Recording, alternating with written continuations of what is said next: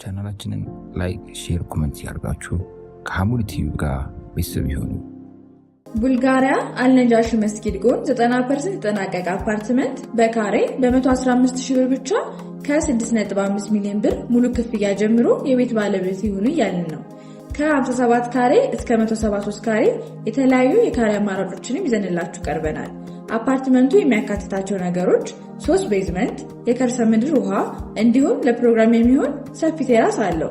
ይሄ ቤት ይገባዎታል። ይደውሉልን። ኡድኡ ረበኩም ተደሩዓን ወኹፊያ ጌታችሁን ለምኑት። ጭንቅ ጥብብ ብሎ አላህን ለምኑ። ዝቅ ብለህ ድምፅን ዝቅ አድርገህ ራስን ተናንሰህ ዝቅ አድርገህ ለምነው። ኢነሁ ላ ዩሒቡል ሙዕተዲን አላህ ድንበር የሚያልፉትን አይወድም። ዱዓ አደብ አለው፣ እናየዋለን። ነቢያቶችን አላህ ከዚህ መከራ ነጃ አላቸው። የዘከርያ ቤተሰቦች ጭንቅ ባላቸው ሰዓት ላይ አላህ ጭንቀታቸውን እንዴት እንዳስወገደ፣ አላህን ብቻ እንደሚገዙ፣ ነቢያቶች ከአላህ ውጭ ማንንም እንዳላመለኩ ያስተማሩትም እኔን እሱም ብቻ እንዲገዙ እንደሆነ በቁርአን ላይ ብዙ ቦታ ነግሮናል።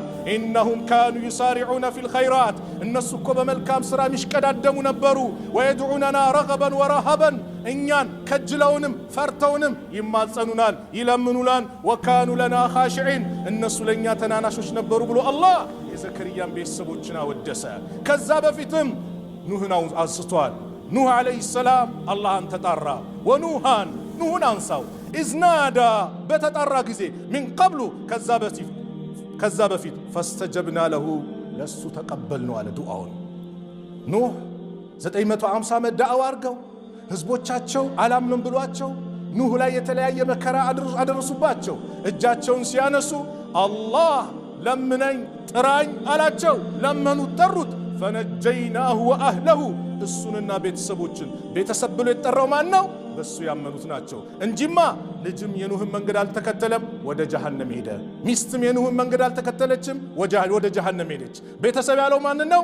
እሱና አማኞችን ሚነል ቀርብ ከጭንቀት አዳናቸው አለ። ሚነል ቀርቢል ዐዚም ከከባድ ጭንቀት ነጃ አልናቸው። ነጃ የሚለው አላህ ነው። አዩብንስ አወሳችሁት ወይ? ታስታውሳላችሁ? በበሽታ ላይ የተቀመጥክ ወንድሜ፣ በበሽታ ላይ የተቀመጥሽ እህቴ፣ እስቲ አዩብን ጽናት ተመልከቺ። አላህን ለምኖ አዩብ እንዴት አላህ ከመከራው እንዴት እንደገለጸለት። አዩብን አውሳው ኢዝናዳ ረበሁ ጌታውን በተማጸነ ጊዜ በተጣራ ጊዜ ረቢ ጌታዬ ወይ አኒ መሰኒ የዱር ኢዝናዳ ረበሁ አኒ መሰኒ የዱር እኔ ችግር ነክቶኛል ብሎ ጌታውን በተጣራ ጊዜ ወአንተ አርሐሙ ራሒሚን አንተ ደግሞ የአዛኞች ሁሉ አዛኝ። መቼ ተጣሩ? አዩብ 80 ዓመት አላህ በቅንጦት አኖራቸው። ልጆች ሰጣቸው፣ ንብረት ሰጣቸው፣ የሚያምር ኑሮ መኖር ጀመሩ። ፈተና ነውና አላህ ፈተና መጣባቸው። ዱንያ የፈተና ሀገር ናት፣ የምንሸጋገርባት ናት። ዱንያ ላይ የዘላለም ደስታ የለም። ዱንያ ላይ የዘላለም ስቃይ የለም። የዘላለም ደስታ የዘላለም ስቃይ አኼራ ነው። አላህ የዘላለም ደስታ ውስጥ ከሚኖሩት አላህ ያድርገን። ጀነት ነዋ፣ ጀሃነም ነዋ የዘላለም ስቃይ። አላህ ይጠብቀን። አዎ አዩብ 80 ዓመት በደስታ አስቀመጣቸው፣ 18 ዓመት በበሽታ ደቆሳቸው። በሽታው ብቻ አይደለም፣ ልጆቻቸውን ወሰደባቸው፣ ንብረታቸውን ወሰደባቸው። አዩብ ዓለይሂ ሰላም መከራው በጣም ተንሰራፋባቸው። ከዛስ ሚስታቸውን መታ እንደው አንተ አላህን አትለምንም ወይ? አላህ መከራ እንዲያነሳል ስትል ስንት ዓመት ነው ደስታ አድርጎ ያኖረን? 80 ዓመት አለች። 80 ዓመት አዎ። ታዲያ 18 ዓመት መከራ 80 ዓመት ሙሉ በደስታ ውሎኝ ለ18 ዓመት እንደዚህ ልሆን በጭራሽ ጌታዬን አፍረዋለሁ። ግን ህዝቦች በጣም መጥፎ ነበሩ። ሚበላ ጠፍቶ የአዩብ ሚስት ጸጉሯ ረጅም ነበር። ጸጉሯን እየቆረጠች ጭምር እየሸጠች ሚበላ ነገር ትፈልግ ነበር። ገበያ ስትወጣ ህዝቦቻቸው ዘርበይ የአዩብን በሽታ እንዳታመጭብን እያሉ በጣም በቃ አገለሏቸው። ገበያ ስትወጣ እንሸጥልሽም ዘርበይ በሽታ እንዳታመጭብን። ሱብሃንአላህ። ከዛ አንድ ቀን ጸጉሯን ስከፍት ተቆርጦ ተመለከቱ። በክብር መጣች፣ የማይደረግ ነገር አደረገች። አዩብ የዛ ጊዜ ነው እጃቸውን አነሱ። ወአዩበ ኢዝናዳ ረበሁ አዩብንም አውሳው ጌታውን በተጣራ ቁጥር ጊዜ አለ ረቢ ያው ጌታዬ ብለው ማለት ነው። አኒ መሰኒ የዱር እኔ ችግር ነክቶኛል። ወአንተ አርሐሙ ራሒሚን አንተ ያዛኞች ሁሉ አዛኝ ነህ። ፈስተጀብና ለሁ ዱዓውን ተቀበልነው። ፈከሸፍና ማ ቢሂ ሚን ዱሪን እሱ ላይ ያለበትን መከራ አነሳንለት አለ። አዎ እንዴት? አላህ ይህን ዱዓ ሲያደርጉ እግራቸው ላይ ካለው በል እርገጠው አላቸው። እርኩድ ቢረጅሊካ ረገጡት። ውሃ ወጣ ፈለቀ። ይሄ መታጠቢያህ ነው ምጠጣውም ነው አሉት። ሲታጠቡ በሽታቸው በሞላ ግልል ብሎ ጠፋ። ሲጠጡትም እንደዛው ምን ሆኑ? ውበት ያለው የወጣትነት ዕድሜ ላይ ያማረ መልክን ቁመና አላህ ሰጣቸው። ገበያ ዞራ ስትመጣ አዩብን አጣቻቸው።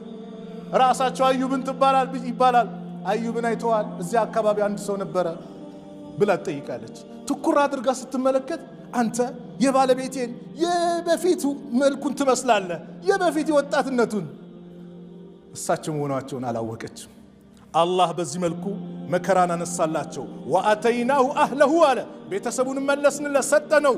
ወሚስለሁም ማዕሁም ከነሱ ጋር አምሳያውን አለ ጥፍ አድርጎ ረሕመተን ሚን ዒንዲና ከኛ በኩል የሆነ እዝነት ሲሆን ወዚክራ ሊልዓቢዲን አላህ ለሚገዙ ሰዎች መገሰጫ ሲሆን። ታዲያ ምንድነው የተፈለገው ተባለ? ዱዓ የሚባለው ነገር እጅግ አስፈላጊ፣ ዱዓ የሚባለው ነገር ትልቅ ቦታ፣ የኢባዳዎች ሁሉ ትልቁ ኢባዳ ስለሆነ ኑዕማን ኢብኑ በሺር ባስተላለፉት ሐዲስ ነብዩ አለይሂ ሰላቱ ወሰላም ምን አሉ? ኢነ ዱዓ እኮ ማለት ሁወል ኢባዳ ኢባዳ ነው። እርድ ለአላህ እንደሆነ ስንመካ በአላህ እንደሆነ ምን ሰግደው ለአላህ እንደሆነ ብለን እንዳመነው ሁሉ ዱዓም የማን ነው? ለአላህ ነው። ከአላህ ውጭ ማንም አይለመንም። ነቢያቶችም አይለመኑም፣ ወልዮችም አይለመኑም፣ መላእክቶችም ጅብሪልም፣ ገብርኤልም፣ ሚካኤልም፣ ኢስራፊልም ሁሉም መላእክቶች አይለመኑም። ሊለመን የሚገባው ማን ነው? አላህ ነው። ኢባዳ ነው። ኢባዳን ደግሞ ቆርሶ ለሌላ አካል መስጠት ሽርክ ነው። መማት ወሁወ የድዑ ሚን ዱኒላህ ደኸለ ናር አሉ ነቢዩ ሰለላሁ ዐለይሂ ወሰለም። ከአላህ ውጭ ያለን አካል እየተማጸነ እየተገዛ የሞተ ሰው እሳት ገባ አሉ። ወንድሞቼ ወላሂ የሁል ጊዜ ጭንቀታችን ሊሆን የሚገባው እንደው የአላህን ሐቅ እንዴት ነው አስጠብቄ መሄድ የምችለው ጭንቀታችን ይሁን። ወላሂ ለምን መሰላችሁ? ሰውነን ወንጀል ላይ እንወድቃለን። አኼራ ላይ ቅጣት እንኳን ቢመጣብን ከሽርክ ውጭ ያለ ወንጀል ከሆነ የቅጣታችን ልክ የወንጀላችን ልክ ተቀተን መጨረሻችን ጀነት ነው። መጨረሻችን ጀነት ነው። ሽርክ ከሆነ ግን አላህ አልደራደርም። ኢነላሃ ላ የግፊሩ አን ዩሽረከ ቢሂ ወየግፊሩ ማ ዱነ ዛሊከ ሊመን የሻ። አላህ በሱ ላይ የሚያጋሩትን አንድንም አልምርም አለ አላህ። ወየግፊሩ ይምራል ማ ዱነ ዛሊከ ሊመን የሻ። ከሽርክ ውጭ ያለን ግን አላህ ለፈለገው ይምራል። ሽርክንስ በቃ ቀይ መስመር ነው፣ አልደራደርበትም። ስለዚህ ቀብርም አንገዛም፣ ድረሱልን አንልም። ቀብር ላይ ተኝተን አንዳንድ አላሁኑ በቃ በየገጠሩ በየምኑ የቀብር አፈሩን እየበጠበጠ ያድነኛል፣ እፈወሳለሁ፣ እድናለሁ። ወንድሞች ወላሂ የሞቱ ሰዎች ከኛ ይከጅላሉ። ምን አላህ ይርሐመው፣ አላህ ይዘንለት፣ አላህ የጀነት ያድርገው የሚለውን ሰው ይፈልጋሉ። ለሞቱ ሰዎች ይሄ ነው የሚገባቸው። ምን ዱዓ ልናደርግላቸው። ቀብር ዚያራም ከሄድን እንዘይራለን፣ ዱዓ ነው የምናደርግላቸው። አላህ ምህረት እንዲለግሳቸው የሚጠቅማቸው ለነሱ ይሄ ነው። ወላሂ የሚጠቅማቸው ይሄ ነው። ስለዚህ ዱዓ ኢባዳ ነው። ከአላህ ውጭ ማንም አይለመንም። ወቃለ ረቡኩም ጌታችሁ አለ ኡድኡኒ ለምኑኝ አስተጅብ ለኩም እቀበላችኋለሁ።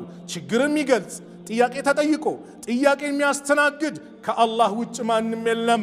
አመን ዩጂቡል ሙጠረ ኢዛ ደዓ ማን ነው እሱ ጭንቅ ጥብብ ብሎ በተጠራ ጊዜ ወየክሽፉ ሱዓ መጥፎ ነገርን ከኛ ገለል የሚያደርግ ወየጅዓሉኩም ኹለፋኢል አርድ በምድር ላይ ተተኪ የሚያደርጋችሁ አኢላሁማ አላህ ለመሆኑ ከአላህ ውጭ አለ? ቀሊለን ማ ተዘከሩን ትንሽ እንኳን አታስተነትኑም ወይ?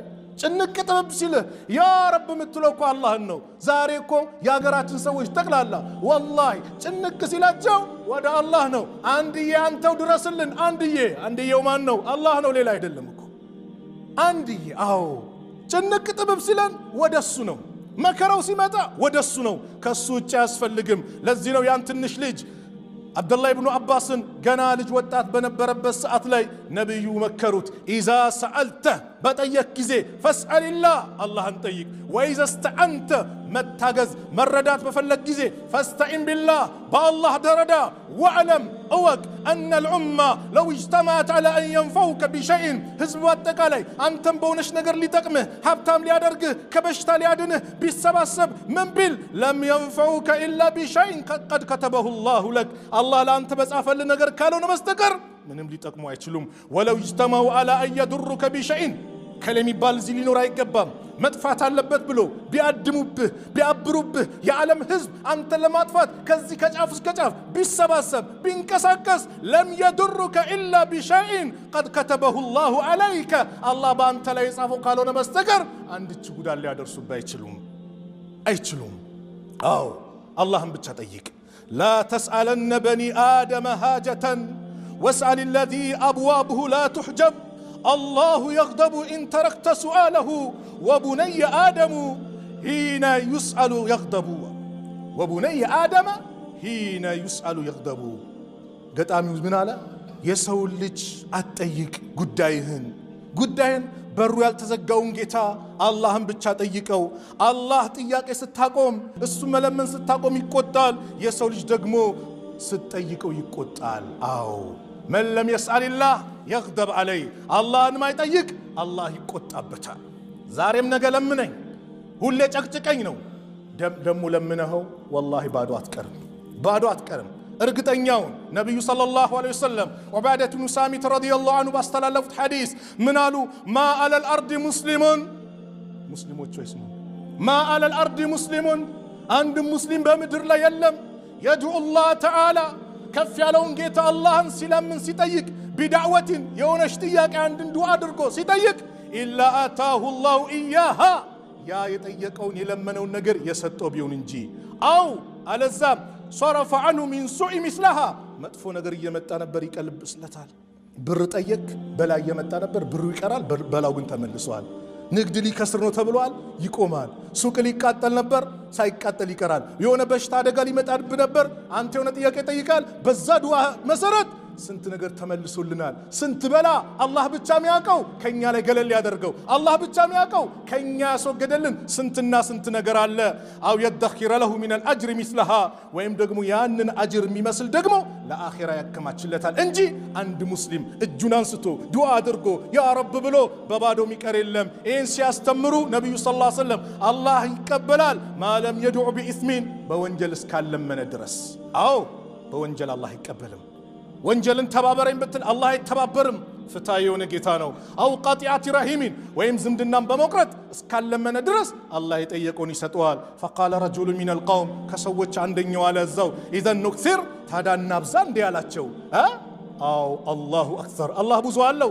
ዛሬ ቪላ ቤት ሰጥቻለሁ ህንጻውን ሰጥቻለሁ መኪናው ይቅርባ አይልም ዛሬ እንዲሰጥቻለሁ ሌላው ይቅርባ አይልም ጠይቀው አላህ ይሰጣል አላህ ሰጪ የሆነ ጌታ ነው ስለዚህ አላህ Subhanahu Wa Ta'ala ሁሌ መለመን ስንለምነው ደግሞ የሱ በተለይ ሩብያውን ረበና ሚላውን ማብዛት ቁርአን ላይ አብዛኛው ካያችሁ ረበና ይበዛል ጌታችን ወይ ረበና አቲና ፊ ዱንያ ሐሰና ረበና ላ تزغ قلوبنا بعد إذ هديتنا ረበና ረብ ሚላውን ባለቤትነቱ ጌትነቱ ለሱ መሆኑን አረጋግጠ ያ ረብ በለው አላህ በዚህ መልኩ ስትለምነው ደግሞ ጉዳይን አላህ ያስተካክልልሃል ዱዓ ስታደርግ መመሰጥ ያስፈልጋል ተመሰጥ እርግጠኛው ቀልብህን ለአላህ ክፍት አድርገው ሌላ አጃ ውስጥ እንዳንሄድ ዱዓ ያደረገ አንዳንዱ ጸጉሩን ያካል ሚዞር ነገር እንዲያል ወሬ ምናምን ላ ፍርድ ቤት ዛሬ ፍርድ አለ የሆነ ቢባል እንዴት ነው ምንዋደቀው ኩምሰስ እንላለን ዳኛው ፊት ስንቀርብ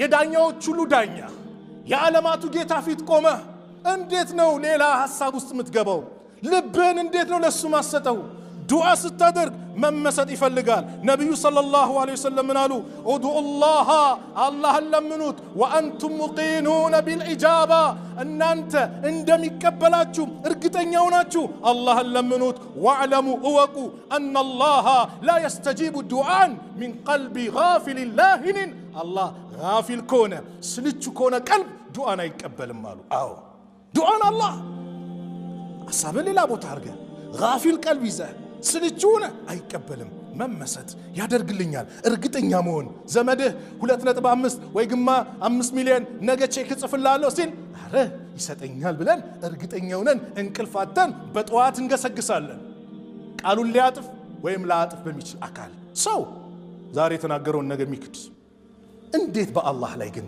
እርግጠኛ እንዴት አንሆንም? ይህን ያልካልን ዱዓ አደቦች አሉት። የመጀመሪያው ዱዓ ስናደርግ ወደ ቂብላ ዞረን እጅ ማንሳት ያስፈልጋል።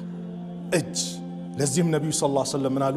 ኢነ ረበኩም ተባረከ ወተዓላ የእናንተ እኮ ጌታችሁ አላህ ሐዩን ከሪሙን ሐይ ነው፣ ከሪም ነው፣ ቸር ነው። የስተሕይ ሚን ዓብድህ ከባሪያው እኮ ያፍራል። ኢዛ ረፈዐ የደይህ ኢለይህ ወደ እሱ እጆቹን ከፍ አድርጎ ሲያነሳ ኢዛ ረፈዐ የደይህ ኢለይህ ወደ እሱ እጆቹን ከፍ አድርጎ ሲያነሳ አየሩደሁማ ሲፍራን በባዶ መመለስ አላህ ያፍራል። ሱብሓነላህ አላህ ያፍራል። እጅህን አንስተ በባዶ ሊመልስህ ያፍራል አሉ ነቢዩ ሰለላሁ ዐለይሂ ወሰለም። ወደ ቂብላ መዞር ዑመር ብን ኸጣብ ረዲየላሁ ዐንሁ ሲናገሩ ምን ይላሉ? ለማ ካነ የውሙ በድሪን የበድር ዕለት ነዘረ ረሱሉላህ ሰለላሁ ዐለይሂ ወሰለም ኢለል ሙሽሪኪን ወደ ሙሽሪኮች ተመለከቱ። ወሁም አልፉን 1000 የሚጠጉ ናቸው ቁጥራቸው። ወአስሓቡሁ 319 የእሳቸው ደግሞ ረጁለን 319 የሚጠጋ ነው። ፈስተቅበለ ነቢዩላህ ሰለላሁ ዐለይሂ ወሰለም አልቂብላ ነቢዩ ሰለላሁ ዐለይሂ ወሰለም ወደ ቂብላ ዞሩ አሉ። ማን? ዑመር ወደ ቂብላ ዞሩና ثم መደ የደይህ ከዛ እጃቸውን ዘረጉት። ፈጃለ የሕቲፉ ቢረቢህ ጌታቸውን መጠየቅ ጀመሩ። አቡበከር መጥቶ የዛኔ ሐስቡክ ሐስቡክ ይበቃሃል ብለው የለበሱት ኩታ እስኪወድቅባቸው ይሄ ብብታቸው እስኪታይ እጃቸውን ከፍ አደረጉት። አው አላህ ቃል የገባልህን ነገር ይሰጥሃል ብለው አቡበከር እስኪያረጋጓቸው ድረስ ወደ ቂብላ መዞር። ሌላው ዱዓ ስናደርግ ዝም ብለን አይደለም። አንተ አንድ ባለስልጣን ቤት የሆነ ቀበሌ ትንሽ ቀበሌ ስትሄድ ለመግባት ሊቀመንበሩ ጋር ምን ያስፈልጋል? ፍቃድ አይደል?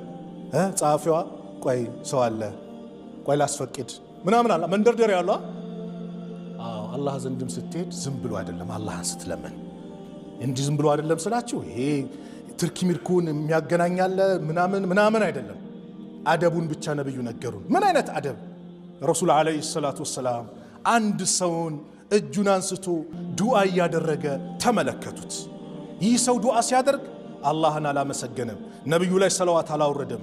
ዝም ብሎ ሲያዩት ዝም ብሎ ነው ዱዓ የሚያደርገው። አላህ ወይን ስጠኝ ሳይሆን ዱዓ ስታደርግ ይህን ሲመለከቱት አጅለ ሃዛ ይህ ሰው ተቻኮለ አሉት። ፈደዓሁ ጠሩት። ወቃለ ለሁ ለሱም አሉት ኢዛ ሰላ አሐድኩም አንዳችሁ ሰላይ ዳአማ ዱዓ ያደረገ ጊዜ ፈልየብዳ ቢተሕሚዲ ረቢህ ወሰናኢ ዐለይህ አላህን በማመስገን በማወደስ ይጀምር። ወሊዩሰሊ ዐለ ነቢይ ሰለላሁ ዐለይሂ ወሰለም ከዛ በነቢዩ ዐለይሂ ሰላቱ ወሰላም ላይ ሰለዋት ያውሩድ። ثم يدعو بما شاء ከዛም የፈለገውን ነገር ይጠይቅ። አዎ ቢስሚላህ አልሐምዱሊላህ ወሰላቱ ወሰላሙ ዐላ ረሱሊላህ ብለህ በቃ ይሄን እኮ ነው። አላህን አመስግነህ አላህን አወድሰህ ነቢዩ ላይ ሰላዋት አውርደ ዱዓ መጀመር ነው። ስዘጋውም በዚህ መልኩ ከዘጋው ይላሉ ኢብኑል ቀይም ረሕመቱላሂ ዐለይህ አላህ ዱዓውን ሙስተጃብ ያደርግልሃል። አላህ ዱዓውን ሙስተጃብ ያደርግልሃል። ስለዚህ በዱዓ ላይ ይሄ ማድረግ ነው።